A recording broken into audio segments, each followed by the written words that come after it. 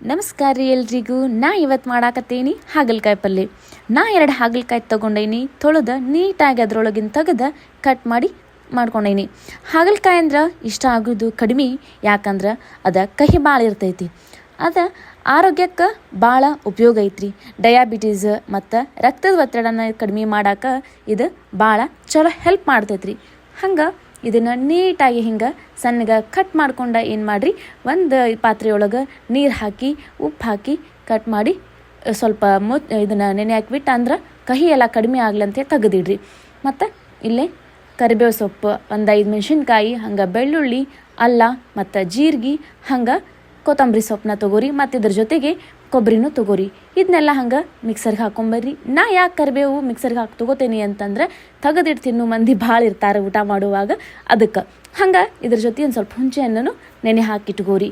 ಈಗ ಕಟ್ ಮಾಡಿ ಇಟ್ಕೊಂಡಿದ್ದ ಹಾಗಲಕಾಯಿ ಹೋಳನ್ನ ನೀಟಾಗಿ ಹುರ್ಕೊಳ್ಳೋಣಂತ. ಬಾಳಿಗೆ ಕಾದೈತಿ, ಗ್ಯಾಸ್ನ ಮೀಡಿಯಮ್ ಫ್ಲೇಮ್ ಒಳಗೆ ಇಟ್ಕೋರಿ. ಹಂಗೆ ಈಗ ಇದಕ್ಕೆ ಏನು ಮಾಡಿರಿ, 2 ಸ್ಪೂನ್ ಆಯಿಲ್ನ ಹಾಕೋರಿ. ಹಂಗೆ ಬ್ರೌನ್ ಕಲರ್ ಬರುವಂಗೆ ಇದನ್ನು ನೀಟಾಗಿ ಹುರ್ಕೋರಿ. ಈಗ ಇದಕ್ಕೆ ಏನೇನು ಬೇಕಂತಂದ್ರೆ, ನಾವು ಮಿಕ್ಸರ್ಗೆ ಹಾಕ್ಕೊಂಡಿದ್ದ ಮೆಣಸಿನ್ಕಾಯಿ ಮತ್ತು ಧನಿಯಾ ಪುಡಿ, ಹಂಗೆ ಗುರೆಳ್ ಪುಡಿ ಮತ್ತು ಅರಿಶಿನ ಪುಡಿ, ಹಂಗೆ ಉಪ್ಪು ಮತ್ತು ರುಚಿಗೆ ತಕ್ಕಷ್ಟು ಉಪ್ಪು ಹಾಕೋರಿ.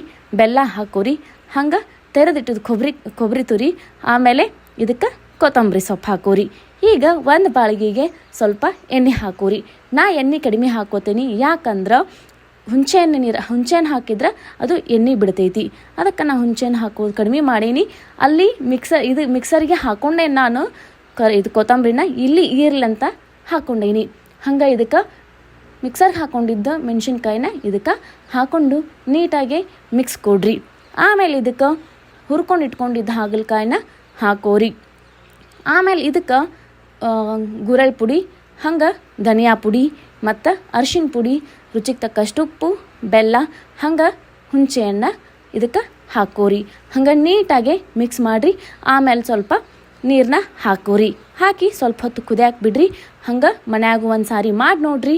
ಹಂಗೆ ಇದಕ್ಕೆ ಕೊಬ್ಬರಿ ತುರಿನೂ ಹಾಕೋರಿ. ಹಂಗೆ ಕೊತ್ತಂಬರಿ ಸೊಪ್ಪು ಹಾಕೋರಿ. ಲೈಕ್ ಮಾಡೋದು, ಶೇರ್ ಮಾಡೋದು, ಸಬ್ಸ್ಕ್ರೈಬ್ ಮಾಡೋದು ಮರ್ಯಾಕೆ ಹೋಗಬೇಡ್ರಿ. Thank you for watching.